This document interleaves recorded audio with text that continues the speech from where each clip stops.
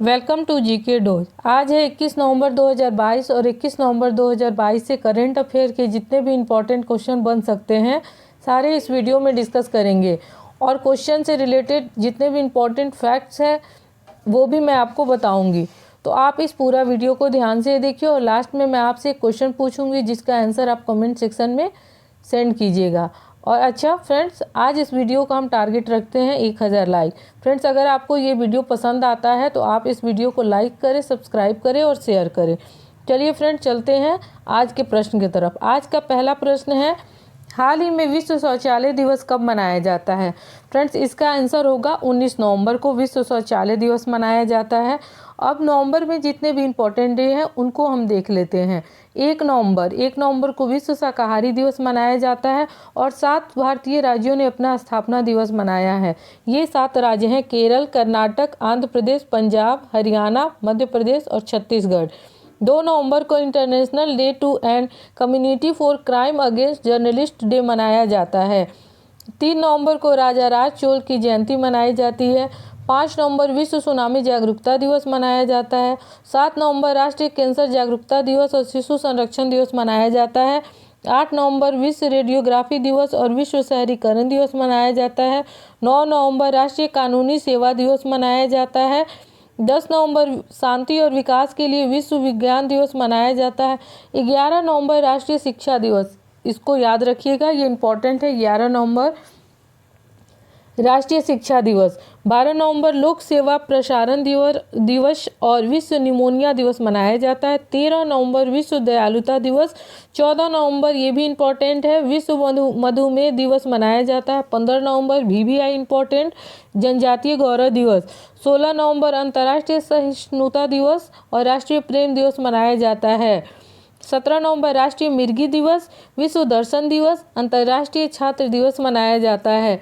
18 नवंबर प्राकृतिक चिकित्सा दिवस, भारतीय सेना के इंजीनियरिंग कोर का 242वां स्थापना दिवस मनाया गया है। और 20 नवंबर को फ्रेंड्स विश्व बाल दिवस मनाया गया है। चलिए चलते हैं अगले प्रश्न की तरफ। हाल ही में किस राज्य के मुख्यमंत्री ने अमर पोर्टल लॉन्च किया है? तो फ्रेंड्स, इसका आंसर होगा त्रिपुरा। ठीक है, त्रिपुरा के मुख्यमंत्री ने अमर पोर्टल लॉन्च किया है। अब त्रिपुरा से रिलेटेड इंपॉर्टेंट फैक्ट देख लेते हैं। त्रिपुरा सरकार ने अर्न विथ लर्न योजना शुरू की है। त्रिपुरा सरकार ने मोबाइल पशु चिकित्सा स्वास्थ्य सेवाएं शुरू करने की घोषणा की है। त्रिपुरा राज्य सरकार ने मुख्यमंत्री या श्रमिक कल्याण प्रकल्प योजना शुरू की है। दूसरे बांग्लादेश फिल्म महोत्सव का उद्घाटन अगरतला में हुआ है।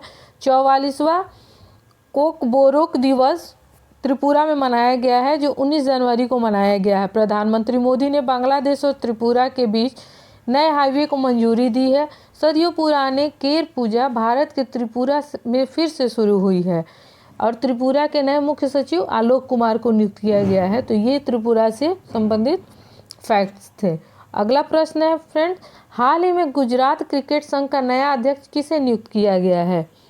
तो गुजरात क्रिकेट संघ का नया अध्यक्ष नियुक्त किया गया है धनराज परिमल नथवानी को। ठीक है, ये है फ्रेंड धनराज परिमल नथवानी, ये जिन्हें गुजरात क्रिकेट संघ का नया अध्यक्ष नियुक्त किया गया है।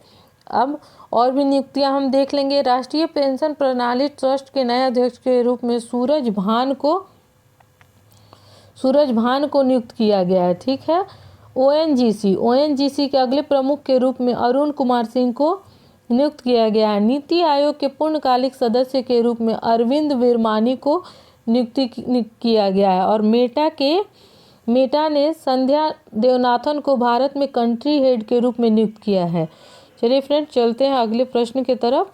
और ये धनराज परिमल हैं जो गुजरात क्रिकेट संघ के अध्यक्ष बने हैं। अगला प्रश्न है, हाल ही में किस पूर्व IAS अधिकारी को इलेक्शन कमीशन इंडिया का चुनाव आयुक्त बनाया गया है?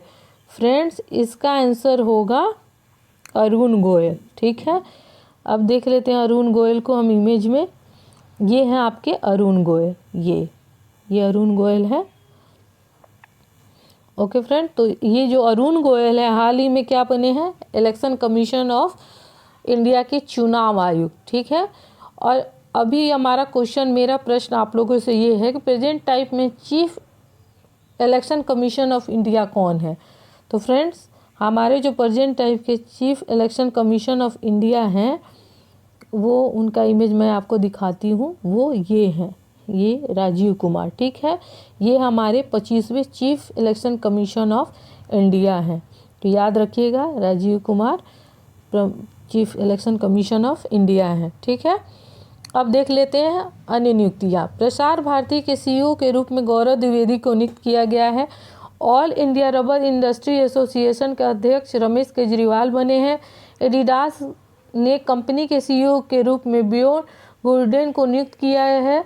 जीएसएमए के उपाध्यक्ष गोपाल विट्ठल बने हैं और विधि आयोग के नए अध्यक्ष ऋतुराज अवस्थी बने हैं। ये इम्पोर्टेंट है, विधि आयोग के नए अध्यक्ष, ये प्रश्न फ्रेंड्स, ये विधि आयोग के नए अध्यक्ष ऋतुराज अवस्थी, इसको ध्यान में रखिएगा।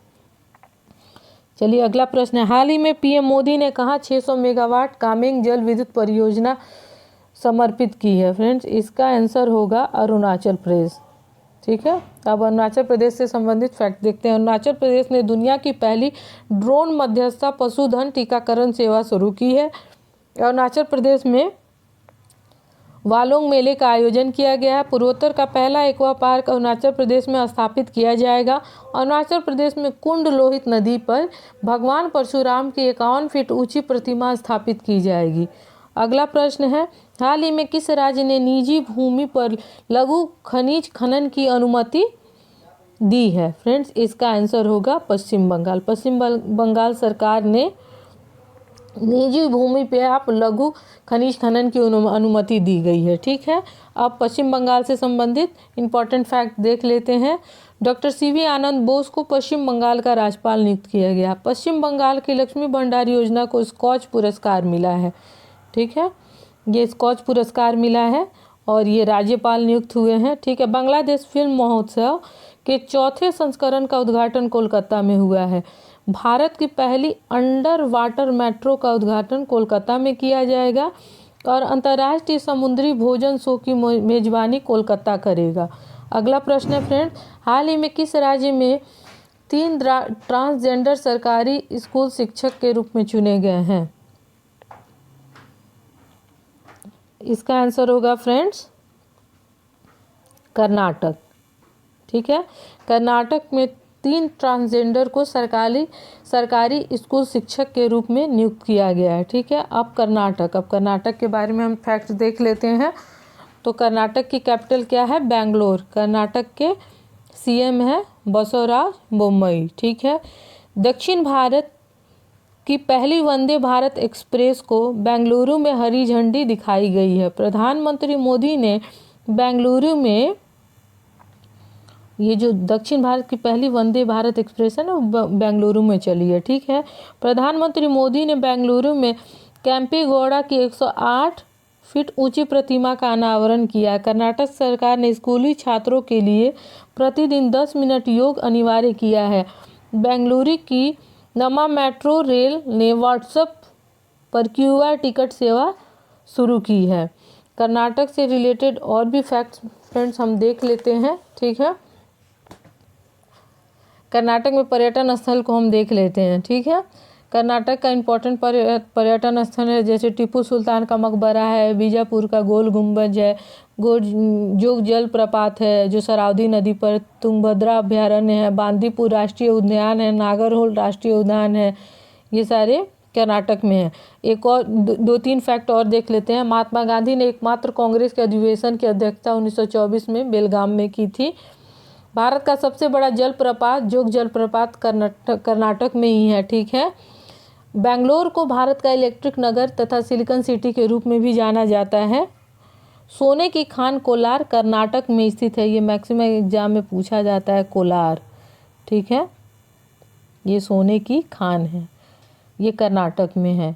चलिए अगला प्रश्न देखते हैं। अगला प्रश्न है, हाल ही में प्रधानमंत्री मोदी ने no money for terror global meet का उद्घाटन कहाँ किया? फ्रेंड्स, इसका आंसर होगा नई दिल्ली।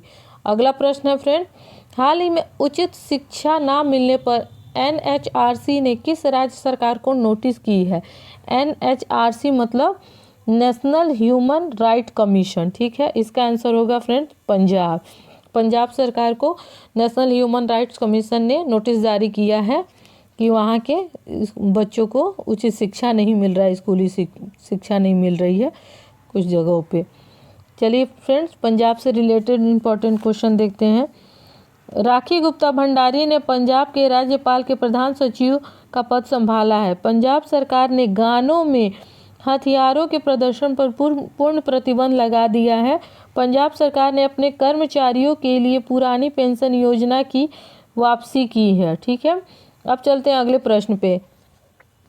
अगला प्रश्न है, हाल ही में भारत किस देश के साथ यंग प्रोफेशनल स्कीम शुरू करने जा रहा है? अगला प्रश्न है, ये हो गया, इसका आंसर होगा फ्रेंड्स यूके।